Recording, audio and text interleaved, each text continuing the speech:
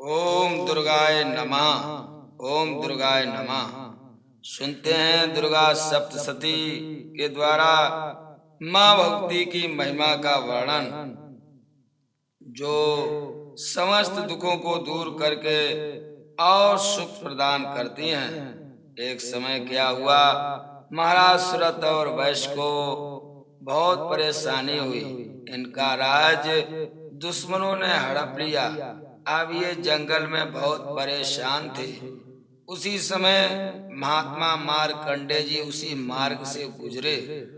उन्होंने माँ भक्ति देवी की महिमा का वर्णन किया।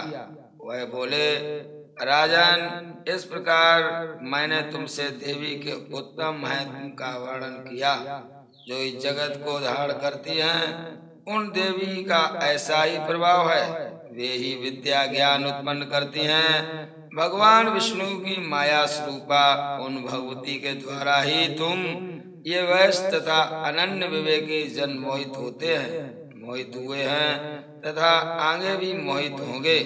महाराज, तुम उन्हीं परमेश्वरी की शरण में जाओ। आराधना करने पर वे ही मनुष्यों को भोग, स्वर्ग तथा मोक्ष प्रदान करती हैं। इस प्रकार कहते हुए भगवत भाव में डूबे हुए वह माँ भक्ति की पूजा में लग गए और उन्होंने हजारों वर्षों तक माँ भक्ति की आराधना की। जब आराधना पूर्ण हुई तब माँ भक्ति देवी प्रकट हो गई। प्रकट होने के बाद देवी मैया बोली, राजन तथा अपने कुल को आनंदित करने वाले वैश्य, तुम लोग जिस वस्तु की अभिलाषा रखते हो वह मुझसे मांगो, मैं संतुष्ट हूँ, अतः तुम्हें वह सब कुछ दूंगी।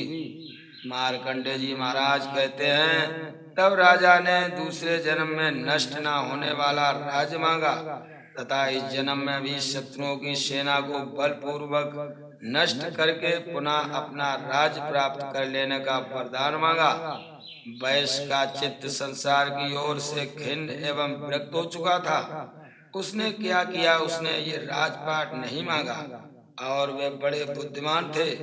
अतः उस समय उन्होंने तो ममता और अहंता रूप आसक्त का नाश करने वाला ज्ञान मांगा।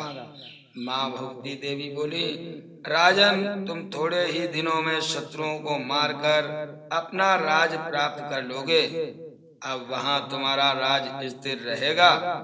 फिर मृत्यु के पश्चात तुम भगवान विवस्वान सूर्य के अंश से जन्म लेकर इस पृथ्वी पर सार्वणिक मन के नाम से विख्यात हो जाओगे। माँ भगवती ने जब ऐसा वरदान दिया तब वो बड़े प्रसन्न हो गए। वैवष्ट, तुमने भी जिस वर को मुझसे प्राप्त करने की इच्छा की है उसे देती हूँ। तुम्हें मोक्ष के लिए ज्ञान प्राप्त होगा।